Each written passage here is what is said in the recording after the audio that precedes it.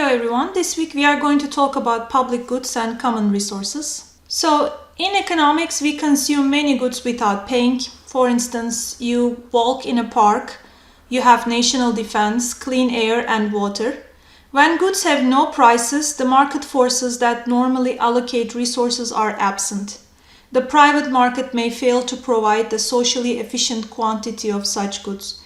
And in that case, when there is no price for a good, governments can sometimes improve market outcomes. First, I want to talk about two characteristics of goods. The first one is excludability. People can be prevented from using a good if a good is excludable. So, excludable goods can be fish in a private pond, tacos, non-excludable goods, fish in the ocean, and a highway. Rivalry in consumption is the second characteristic of the goods.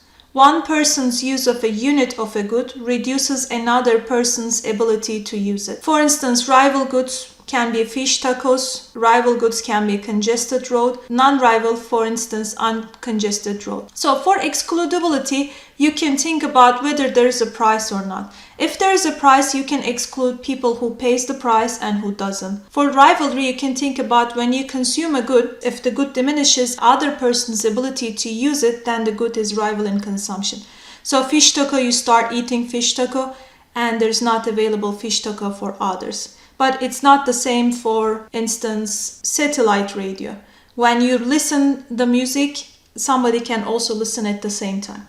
So we have four different kinds of goods based on these two features. Private goods are both excludable and rival in consumption, for example, pizza. Public goods are not excludable and are not rival in consumption, for example, national defense. So they are both free and everybody can enjoy the same good at the same time. Common resources, not excludable, that means they are free, but rival in consumption. So that means if everybody consumes less of it available for others. Deer in the forest. Club goods, excludable, so that means you have to pay for it, there is a price for it, but non-rival in consumption, for example, cable TV. You pay for cable TV, you watch a show, and millions of people can watch the same show at the same time. Let's see some examples. Fish in private pond. It is rival, it is excludable, because you pay for the fish, it's yours. And you can enjoy the pond, that's why it's rival, therefore private good. Fish in the ocean is actually rival. That means if everybody catches the fish, there will be less fish in the ocean, but it's not excludable, it's a common resource. You don't need to pay for getting a fish in the ocean. Specific research on a cholesterol lowering drug for which a patent can be obtained. This is not rival. Why? Because if the research results are available, everybody can read and get the research result at the same time. But it's excludable because you get a patent, therefore people cannot use this without paying it. Therefore it's a club good. Basic research on lifestyle and cholesterol levels. This is not rival and not excludable. So because you can read the research results, you can apply without paying and everybody can do the same. Therefore, it's not excludable and it's not rival, it's a public good. We can categorize the same goods into four kinds of goods depending on how we describe the good. For example, we are going to here categorize roads. So there is a hint here. It says the answer depends on whether the road is congested or not and whether it's a toll road or not. Then we can consider the different cases. So first of all, ask yourself, is it rival in consumption? It is going to be rival in consumption if only congested. So let's say here there is a road, but it's congested with cars, right? And you want to enter the road from here. So this becomes rival in consumption because it's congested. Somebody is using of the road, like you entering the road diminishes, less road for the cars are waiting behind. If it's congested, then the road is rival in consumption. And now the next question is it excludable? Only if a toll road. If you pay for the road, then you can exclude people who pays the fee and who doesn't. So we have four possibilities based on that. Uncongested, that means non-rival. Non-toll, that means non-excludable. and it's a public good. Uncongested toll road. It's excludable, but it's non-rival. It's a club good. Think about club good as a membership. You pay the membership fee, but then it's unlimited. And next one is congested non-toll road. So this is rival, but it's free. That means non-excludable. And that makes it common resource. Everybody can get it, but it's rival in consumption. If everybody wants to get it at the same time, it becomes congested. Congested toll road is a private good. So you have to be careful about the features of the good because you can classify the same good into 4 different kinds of goods. Now we are going to talk in this chapter not excludable goods. Under not excludable goods, we have 2 types of goods, public goods and common resources. So in this category, people cannot be prevented from using these goods. They are available to everyone free of charge.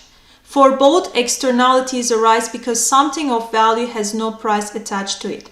Private decisions about consumption and production can lead to an inefficient outcome. We have the free rider problems with the public goods. So who is a free rider? Free rider is a person who receives the benefit of a good but avoids paying for it. The free rider problem arises because public goods are not excludable. So people have an incentive to be free riders. And that prevents the private market from supplying the goods, and this creates a market failure. So these goods don't have any price. Therefore, private companies, since there is no profit motive, they cannot produce these goods. Think about fireworks, for instance. Everybody enjoys to watch fireworks on 4th of July. But when it comes to the payment, nobody wants to pay to watch fireworks. The reason is because you can go top of your house and you can watch the fireworks free. So you can be a free rider while watching the fireworks. Therefore, it becomes a public good. Let's see this example. You and your neighbors, about 100 people, would love to have a water fountain in the neighborhood park. Each of you values having the fountain at $100. The neighborhood association finds a construction firm that will build the fountain for $7,000. A hat is passed around for the contributions, but once the money is counted, there are only $3,000 collected. Should the fountain be built? What happened? Will the fountain be built? And can the government help build the fountain and how? Should the fountain be built? Yes, because the benefit, everybody values $100, 100 times $100 is $10,000, exceeds the cost $7,000. So what happened here? Will the fountain be built? There is a free rider problem here. Some didn't contribute because they can still enjoy the fountain if it's built. Because only $3,000 were collected, the fountain cannot be built. So here, private markets cannot allocate the goods efficiently. Although the benefit is higher than the cost, the fountain cannot be built. Can the government help and how? The government can tax every neighbor $70 and then use the money to build the fountain. That's actually how we provide for public goods. We need the government, a central entity that can tax everybody $70 and then use the money to build the fountain. So government can remedy the free rider problem. If total benefits of a public good exceeds its cost, then government can collect the tax and then finance the provision of the public good. And that makes everyone better off. But then the question is how we are going to measure the benefit, because measuring the benefit is usually difficult. We can see some important public goods. National defense, it's a very expensive public good. $744 billion by 2017. Everybody agrees national defense is a public good the government should provide. Basic research is a public good too, which is a general knowledge. It's subsidized by government. Difficulty with that, hard to measure the benefits and decisions are made by the members of Congress because they are not scientists. Fighting poverty is a public good. There is a welfare system, temporary assistance for needy families program, provides a small income for some poor families, supplemental nutrition assistance program SNAP, subsidize the purchase of food for those with low incomes, and government housing programs makes shelter more affordable. So here is the difficult job of the government. We cannot find the benefit in a public good. It's hard to measure. Cost is easy, but benefit analysis is not easy. So the government provides public goods because the private market on its own will not produce an efficient quantity. Government must determine what kinds of public goods to provide and also must determine what quantity of the public good to provide. What is cost-benefit analysis? Cost-benefit analysis study that compares the costs and benefits to society of providing a public good. In public goods, there are no price signals to absorb. In the private market, you can understand the value because price reflects the value to buyers. But in public goods, we don't have price. So estimating cost and benefits of public projects are rough approximations at best. Next type of good under non-excludable is common resource. Common resources cannot prevent free riders from using. There is little incentive for firms to provide because they are free. Role for government is seeing that they are provided. Common resources are rival in consumption. So there is one additional problem here. Each person's use reduces others' ability to use. Here, the role for government is ensuring that they are not overused. So first of all, they are not excludable. So there is role for government. The government oversees that they are provided. And the second one, they are rival in consumption. So the role for government is to ensure they are not overused. Here, related to common resources, a concept that you need to know is the tragedy of the commons. The tragedy of commons is a parable that shows why common resources are used more than desirable. One example, think about a medieval town where sheep graze on common land. Okay, these are the animals, right? And then they graze from the common land. And everybody has a house around. These are the houses.